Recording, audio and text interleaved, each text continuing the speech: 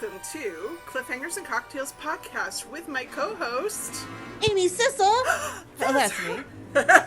Very excited today, y'all. Woohoo! And my co-host, me, Shéa McLeod. Woohoo!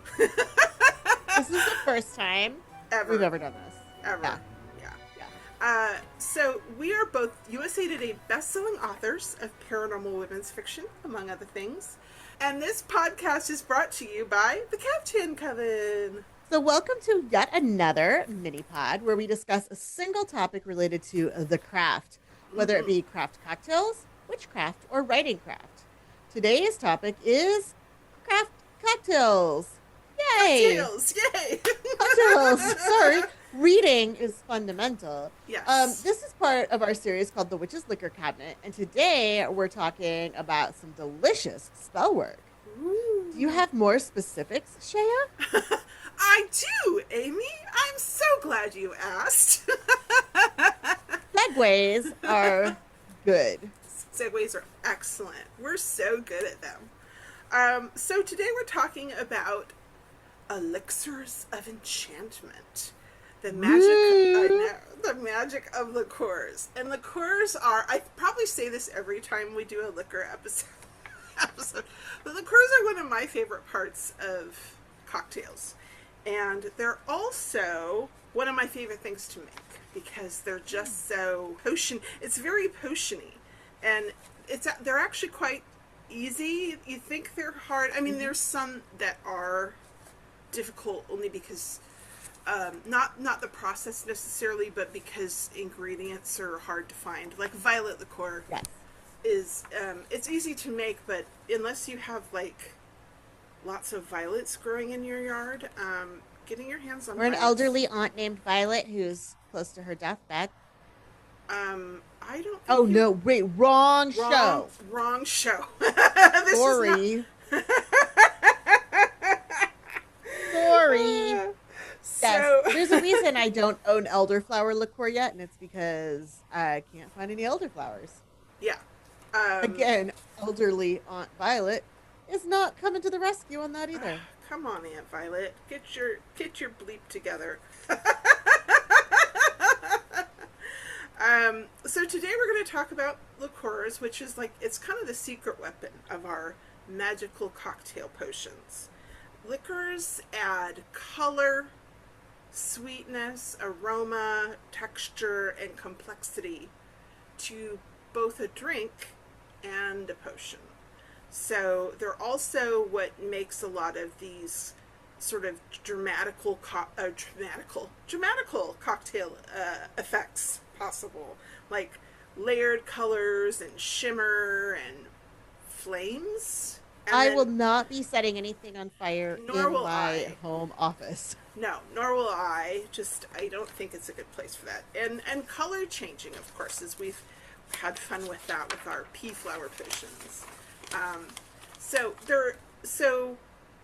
in magical practice, liqueurs combine herbs, fruits, botanicals, and spirits, making them, and they just sort of infuse over time, and that makes them especially powerful for kitchen witchcraft and potion work. Now, the infusion is the process by which we turn just an ordinary something into something yummy. But infusion, you can also infuse, like, for instance, this is blue tequila. Yay! I don't know if you can tell if you're looking on. If you tip it a little bit to the side, you can kind of see it at the edges of the bottle. Yeah, a little bit, yeah.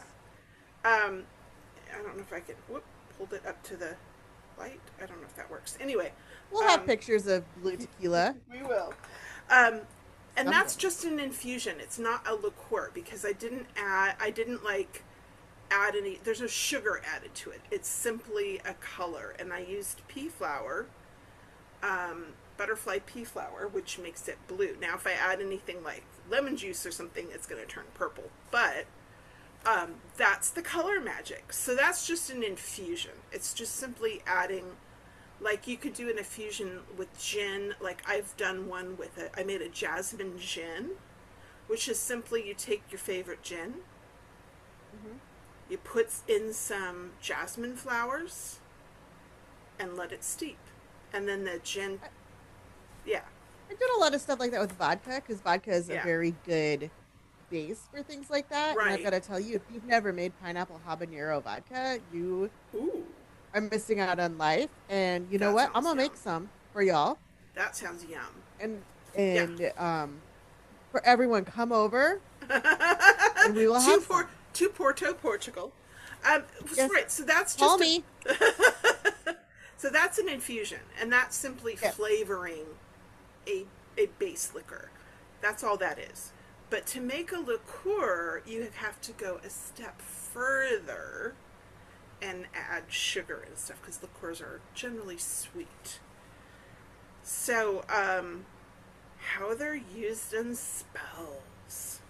I just love spells. Okay, love and Anyone would romance. think you were a kitchen witch or something. I know, right? How weird. So, sweet liqueurs are the backbone of many kitchen witch potions.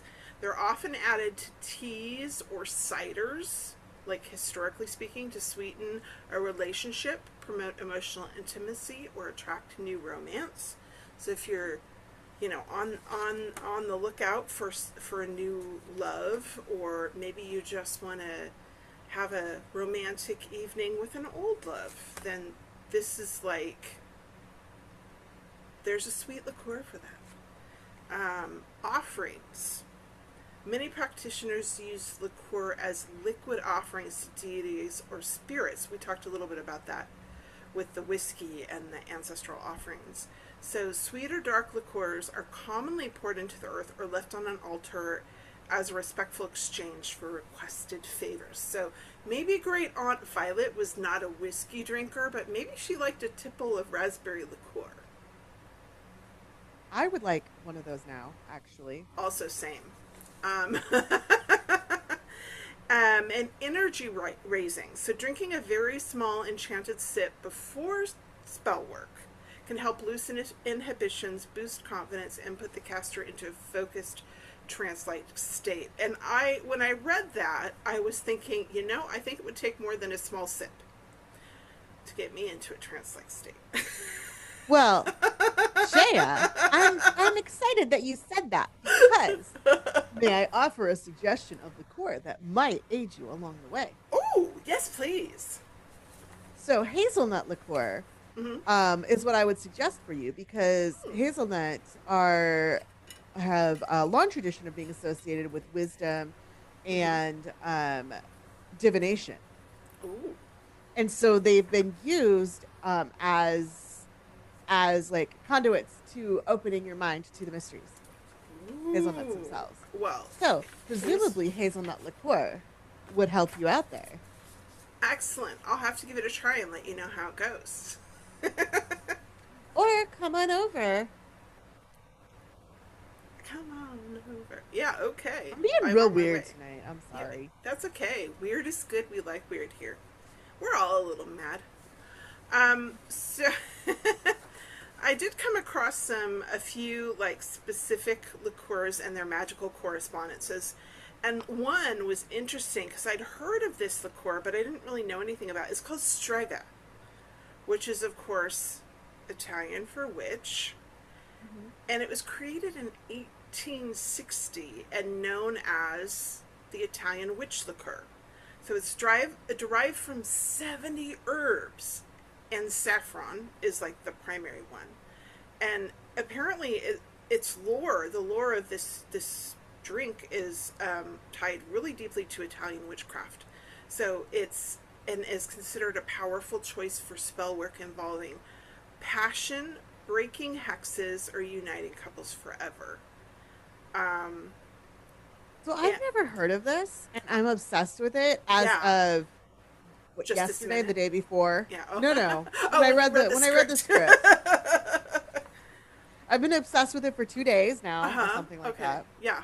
Mm-hmm. And yeah, I am going to find this or Mm-hmm. make it, and I will report back. I mean, you're not that far from Italy, really, if you have to go get it. that would be unfortunate if I had to do that. Wouldn't that be terrible? That would be terrible. Terrible. Now, I would not, I don't know, 70 herbs and saffron seems like a lot of herbs to make this particular liqueur yourself. I don't know. I mean, go ahead and look in my spice cabinet. Maybe you have 70 of them. I might. One of the easiest ones to make yourself actually is like orange liqueur, or if you buy it like Cointreau or Grand Marnier.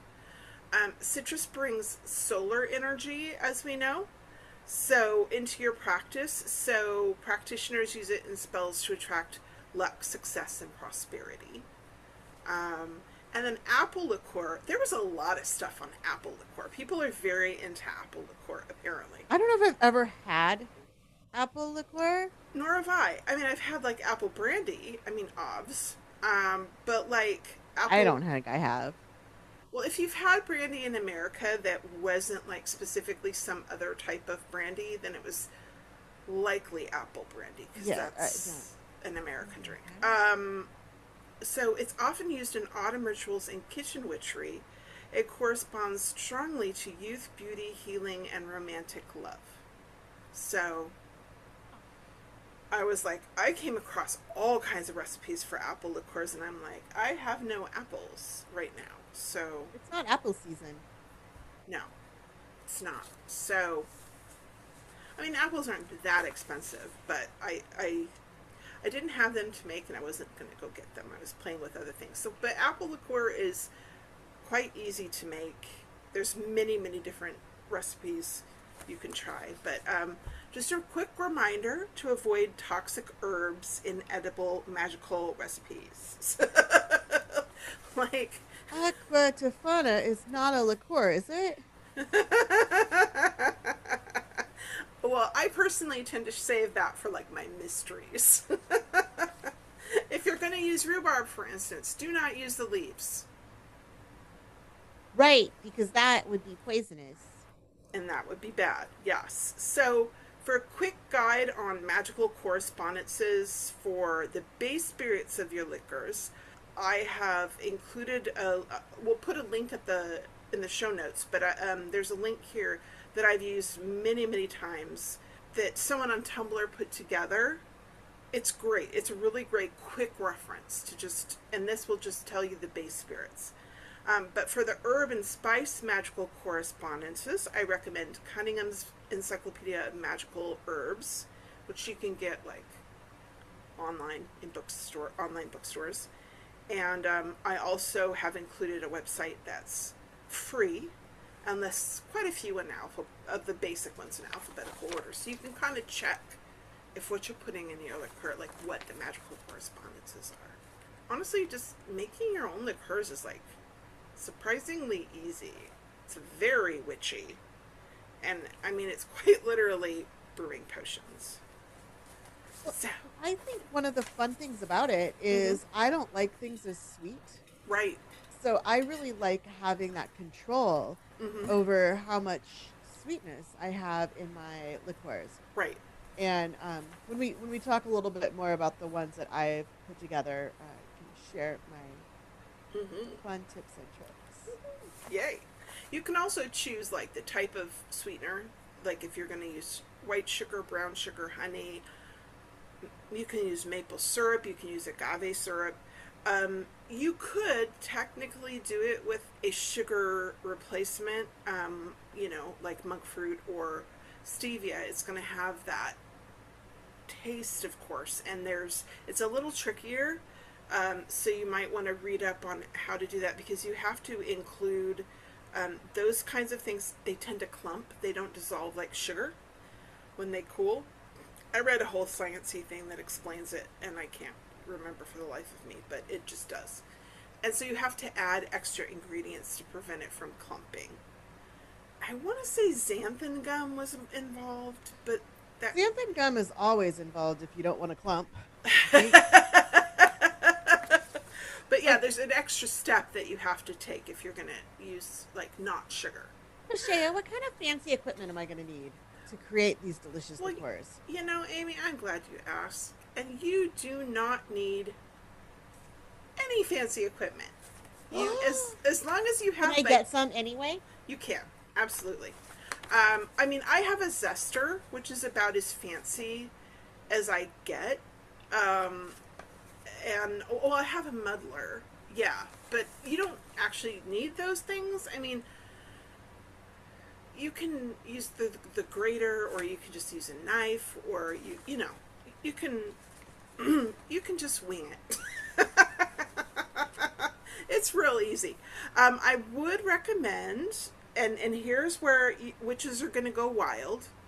I do recommend that you have some jars, like some good sized jars, like quart sized jars, for doing your infusing. And then I do recommend that you have some bottles, some glass bottles preferably, where you can, once you have your finished product, you can have something to put it in besides. Yes, Amy. I have a confession. What? My confession is I'm out of glass bottles because they're all full of syrups and liqueurs. Hey, I had the same problem. I actually had to buy new ones. Liquor. I had to buy some new ones off of, that's what this one is, off Amazon, because we recycled all our bottles and I forgot to pull some out before we did that. So but I managed to grab, I have we just finished off a bottle of bourbon, and it's a really nice bottle with like a good reusable cork. And so I'm like, ooh, save that, and I snagged it. So, and I have like the Freeland gin bottle that you gave me. Oh. I use that too. So like you can use liquor bottles, like alcohol bottles or whatever, to reuse them. Just clean them really good so you don't. I think the biggest warning, really, if you're going down this witch's liquor cabinet journey with us, is that you're just going to need more and more bottles because you're going to keep filling them. Yeah. And then it's a problem. Yeah. Yeah. Not a bad problem. I mean, yeah, it's not a bad problem. It's just, you know, you can end up with a lot of bottles. Like the bottom shelf of my fridge is like half flavored syrups. Mine is, and yes. Like I think mine is like the top shelf, because everything in front is like the stuff that we use like daily, like milk and whatever. And so, and then all the back is like bottles of syrups.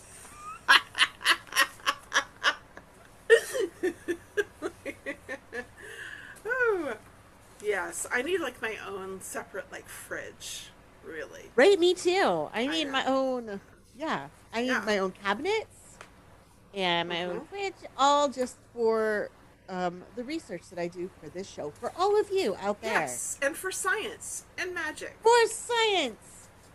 Alchemy.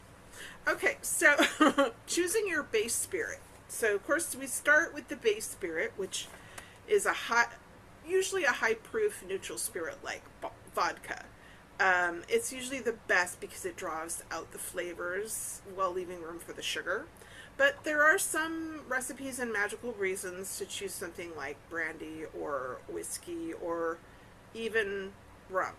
So like, I've done a mix of vodka and rum for the last few that I've made. Yeah. And obviously when I made my orange liqueur, I used rum. Did That you? was appropriate. Yes. Oh, how did it compare to like using vodka? I've never made orange liqueur with vodka. Oh, okay. I've always made it with like a silver rum, and I think it's delightful that way. Mm-hmm. But for the other liqueurs that I've made, I've done a mixture of high overproof rum to kind of pull that alcohol up because you want it to be fairly high. And I think 80 and 100 proof is what you have, Shéa. Yeah. And so it's hard to find. I haven't found a lot of vodka that's high enough alcohol. So I've mixed it with the overproof rum so that I'm pulling that alcohol by volume up enough to make it shelf stable when you add the sugars and the other stuff. Yeah. And Yeah. also, this overproof rum that I found from Madeira is so good. Ooh. Yum, I bet. But yeah, vodka, because here in the States, finding vodka with 80 to 100 proof is not difficult. And so that's kind of the standard for most fruit and botanical liqueurs because of not only that high proof, but also it doesn't fight. The flavor isn't going to fight. Rum or brandy also, I presumably, if you're going to provide the warming undertones for heavier flavors, like coffee, like I did, I think a rum for my coffee liqueur, or chocolate or stone fruits or like ginger. I use brandy Nuts for too. I would assume so, yeah. Nuts would be, yeah. I just use brandy for my ginger liqueur, which is right here, floating in this beautiful bottle. Yeah. The higher proof, the better. And here, again, high proof brandy is pretty easy to find. I didn't find a lot of high proof rum, but I wasn't really looking for rum because that wasn't on my mind at the at the time. And I use the rum and vodka mix for both my hazelnut liqueur and for my coffee liqueur. Nice. Nice, nice, nice. So it's time to infuse. Once you've picked your base spirit, it's time to infuse, which you want to prep your flavoring agents, wash them, peel them, crush them, put them in a jar. Um, so, whatever they are, if you're using ginger, if you're using citrus rind, if you're using nuts, if you're using, whatever. I do the infusion in a quart jar, like you've seen here. These are lovely, lovely quart jars. I actually had to buy some. Huh? Is it samesies? Yes. They give you enough room to do a good sized batch, because I find that I don't like to do large batches of liqueurs.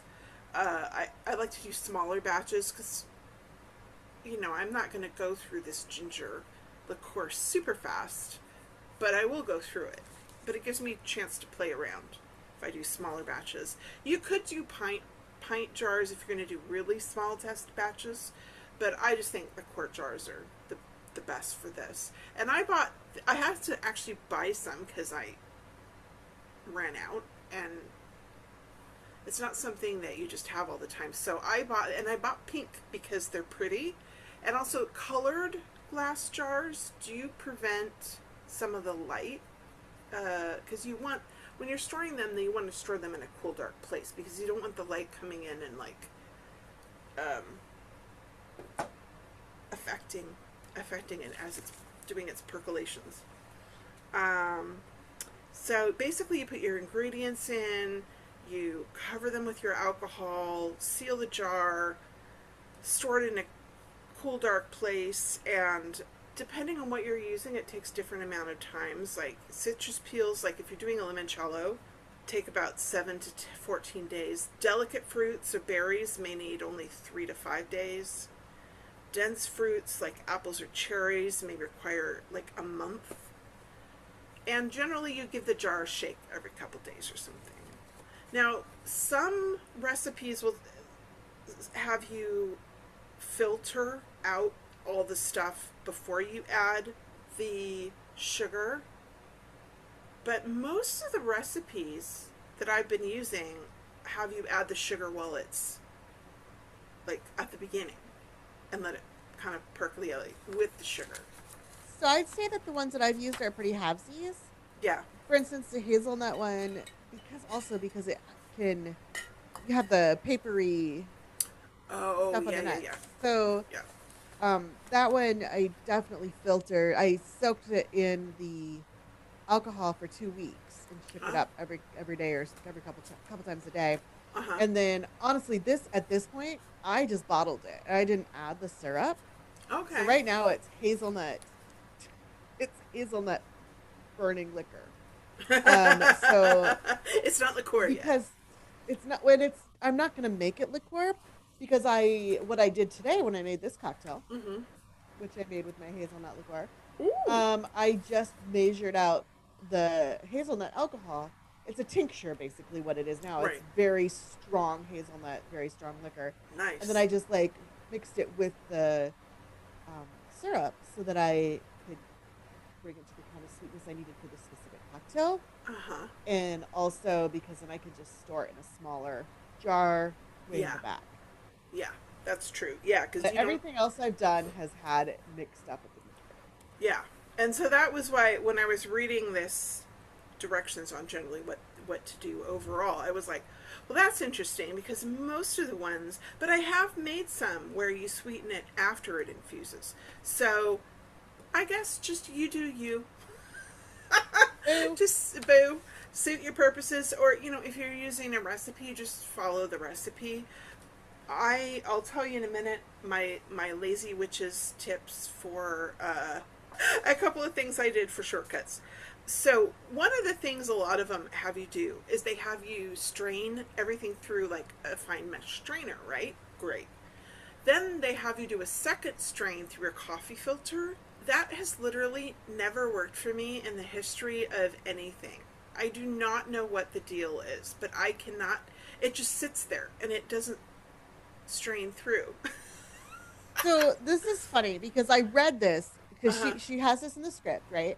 So I read this and then I made coffee liqueur today, this morning. Uh-huh. No, this afternoon. I don't know when it was. Sometime At some today. point in time Who today. knows what time it is? And I was doing the second because I strained it through the mesh 1st, and then I usually do a second strain through a coffee filter. And I'm like, that's so funny that Shéa said that doesn't work for her. I couldn't get the coffee to go through the coffee filter. I'm like, it's literally freaking sugary coffee. Why won't it go through the coffee filter? This is what it's made for. And I think she jinxed me or something, y'all. That must be it. So I just double mesh strained it is what I ended up doing. But Yeah, and that's usually what I end up doing because I have like a really small like mesh strainer that's for specifically for cocktails, and so I'll strain it through that, and that'll get. I mean, so sometimes I'll end up with little bits of something at the bottom. It's fine. It really is. So if you can manage to, if you have a trick for getting things to go through a coffee, I've done this before. I don't know why the coffee liqueur wouldn't go through the coffee filter. That is so bananas. That is so bananas.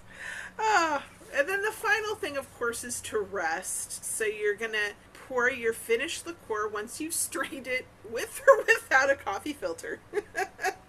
You're going to just put it in the bottle that it's going to live in.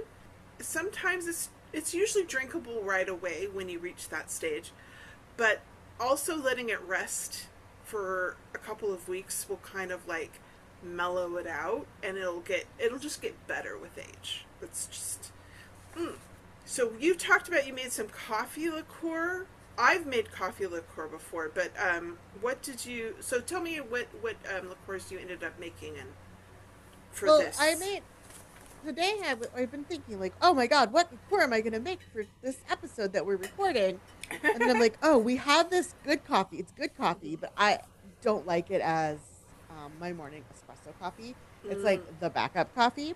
Okay.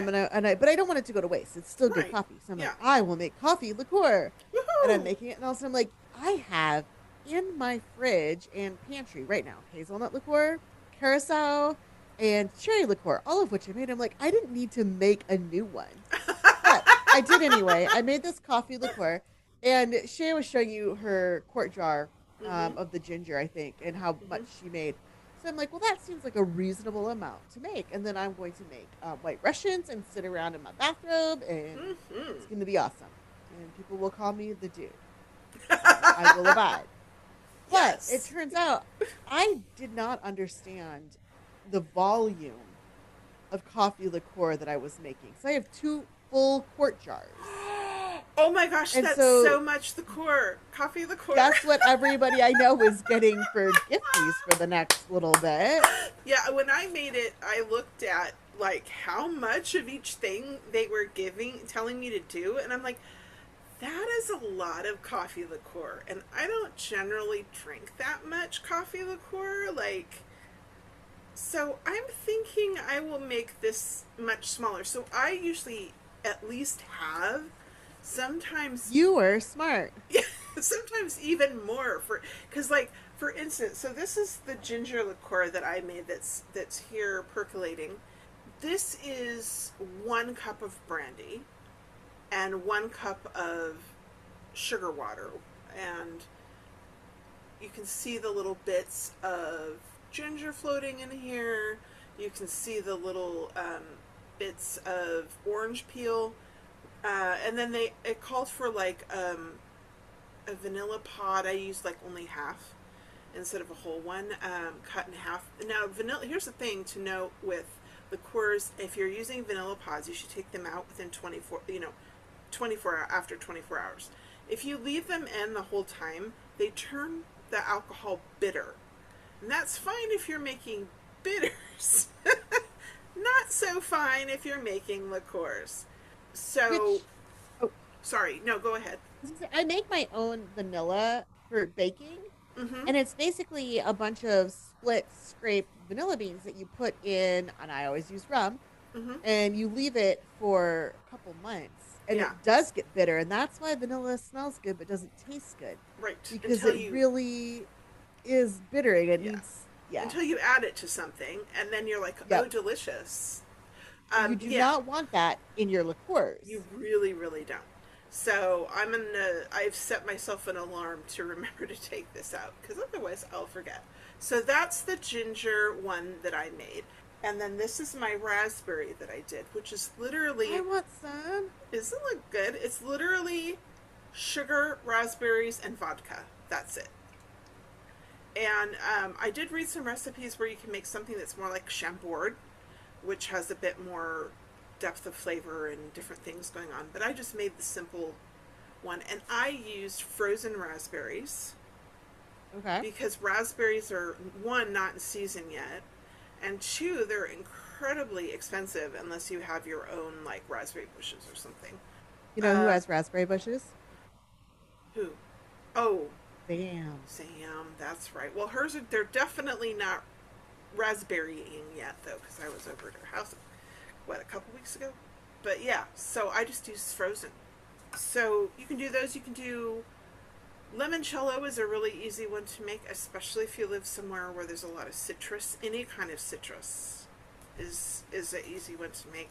As we said, coffee liqueur. So Alan can't have caffeine, so I made it with decaf. Actually, it tastes delicious. I even made it with, I found one where you use instant coffee, so you can drink it like right away. You don't even have to wait for it to infuse. Because I was in a hurry. I made so much espresso today. Because I don't have a coffee machine. I just have an espresso maker. So I'm pulling double shots. I felt like a barista. And I'm just dumping in instant coffee. But the thing was with the instant coffee, I remember what the liqueur was. So we bought some creme de cacao several years ago, and it was not good. I won't say what brand it was, but it was not good. But we could never figure out what to do with it because anything we added it to tasted horrible.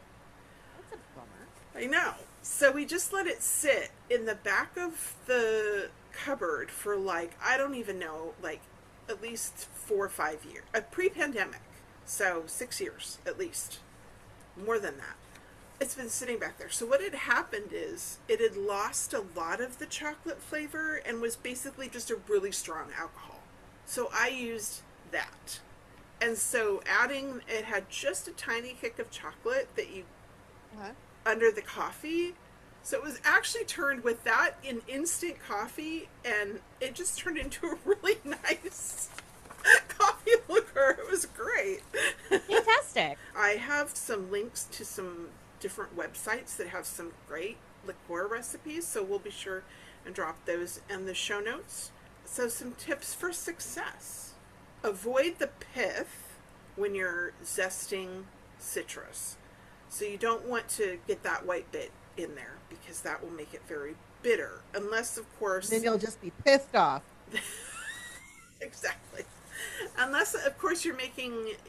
there are some recipes that do actually say, if you're making Pims or something, it will say to actually add that and do the whole peel, just because of you actually want that bitterness in there. But typically, no.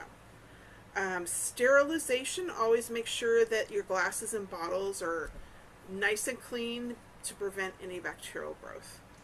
If you can't, if you don't have a dishwasher, because that's how I've done it in the past to sterilize, is run it through the dishwasher on a super high temperature. But if you don't have that, a lot of places you can go to that would sell like homebrew supplies will have a special soap that you can use to do a hot wash and rinse just in your sink. Yeah. So you get the water as hot as you can stand it in your sink, but you use this special sterilization soap, and that's available at probably every homebrew store. Probably. And so if you're like in Portland, Oregon, there's a lot of choices for that. Or just boil water and pour boiling water into the jar. Make sure that you warm the jar up first, though. Yes. You don't want to pour boiling water into a cold jar. You can, and what I used to do when I did a lot of canning is I would have my hot water bath canner, and I would put all of my jars in there and fill it with water over the top, and then bring it to a boil that way. Yeah, so that they're warming up with the water. Yeah, so that's another way you can do that. So there are lots of ways to sterilize, but it's so important. Yes, it is. And especially if you're doing something like I do, where you're reusing bottles that have been used for something before, booze bottles that you've been using before. So, and also a distilling warning. This is specifically for the U.S. because I don't know about anybody else's laws about this, but infusing alcohol is perfectly legal. That's taking a base spirit that someone else has made and adding stuff to it. Totally legal. But distilling high proof spirits, in other words, making the alcohol from scratch, is federally super illegal for home cooks. So stick to store-bought spirits for your infusions. Otherwise, I don't want to know about it. I do not know other... Well, yes. Yes, Amy. I do. You do? Okay. It is illegal in Portugal, and it is illegal almost everywhere in the world, except except for New Zealand. Oh. However, there are some places where people aren't going to. I mean, like, it's illegal in Portugal, but as long as you're not selling it, nobody's gonna come after you.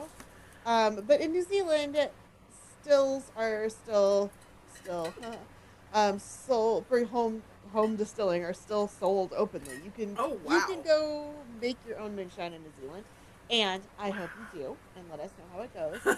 But home distilling in Portugal is illegal, but it's still widely tolerated for personal consumption. Interesting. Especially concerning traditional products like Argudent and Madronio, and that's a honey liquor. Okay. Yeah, that's really interesting. Yeah. Moonshining is super illegal. Don't make moonshine in the United States and let us know about it. Yeah, please don't. Do if you're in New Zealand. Yes. So, my final deep thoughts. Making your own liqueurs is a wonderful bit of kitchen witchery. You're combining herbs, fruit, spirit, sugar, intention. Don't forget to add your intention, patience, and time into something that's entirely your own. You can be creative, experimental, and make as much or as little as you need. And of course, as Amy does, alter the sweetness to your liking. It's customizable, creative, delicious, and honestly feels like the closest thing most of us will get to brewing actual magical potions. And so, Amy, do you have any thoughts, final deep thoughts on making liqueurs? Well, I just want to say that I made this cocktail for this, and I made it with hazelnut liqueur that I made, orange liqueur, the curacao that I made. Okay. And I used simple syrup that I made. I did not make the lemon, but I made all of the ingredients here, and it's just so cool to pull the stuff out of the cabinets in the fridge and be like, I made this cocktail that I'm making right now. I made all the ingredients for the I didn't distill anything because it's illegal. Yeah. And also I don't have the space or the time for that. But I made all these liqueurs that went into this cocktail. Yeah. I didn't, and it was pretty cool. It feels extra. It is. It's so fun. Magical. We had our bitters episode, and I made cherry vanilla bitters, I actually happened to have Bitters little bottles that I had bought some time ago when I was making, I think it was for syrups that I was making. I was making little amounts of syrups of different things. So I bought them for that, but I used one for the bitters, and so it has the little bitter spout and everything, and it's so, every time I use it, I feel like I'm a fucking witch, which I totally am, of course, but like it feels extra witchy than just grabbing a regular bitters bottle from the store, you know. And actually we made some bourbon old fashions with it, and it was, oh yeah, so good. Super, super, super good. I mean, so, I don't want that, but also that sounds awesome. Doesn't it sound awesome? I mean, you can't. Did you know there are old fashions that are made with gin? It's the same. Like, I actually have a recipe. Back. Huh?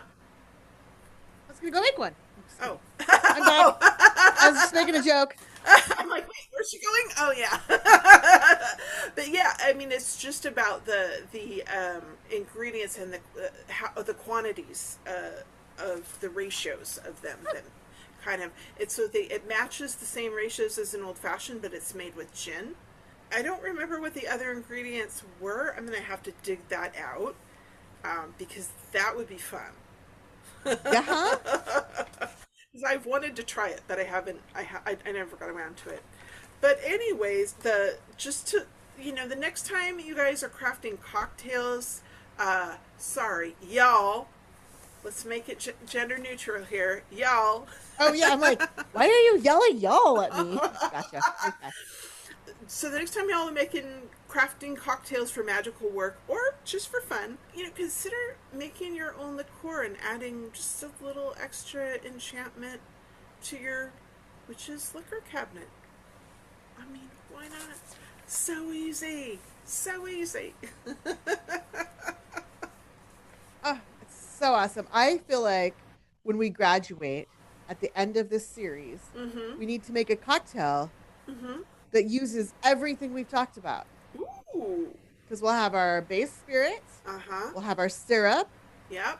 We'll have our we'll have our mixers. Yes, our mixers. Our bitters, our liqueurs. I don't even know. I don't even remember now. All the Okay.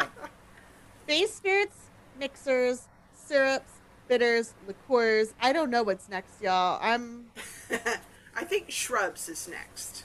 Which okay, this is going to be a weird cocktail. This is going to be a real that has weird all cocktail. Of these things in it. I don't know how we're going to get all these things in one cocktail, but we'll figure it out. Don't know about the shrubs, but I'm confident I can figure everything else out. Yes. Thank you, everybody, for once again for joining us for our Witch's Liquor Cabinet, Elixirs of Enchantment. And you can find out more about us and get all the links and everything in the show notes. Yeah, make sure to follow us on Instagram and like, subscribe, share, comment. We would love to hear from you. Yes, we would. Once again, this pod was brought to you by the Caftan Coven. See you next time. Bye. Bye.